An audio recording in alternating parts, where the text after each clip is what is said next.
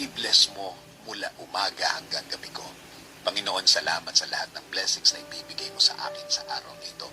Salamat sa mga bagong mga oportunidad na ilalagay mo sa way ko. Alam kong may magandang plano ka na naman sa araw kong ito, Lord.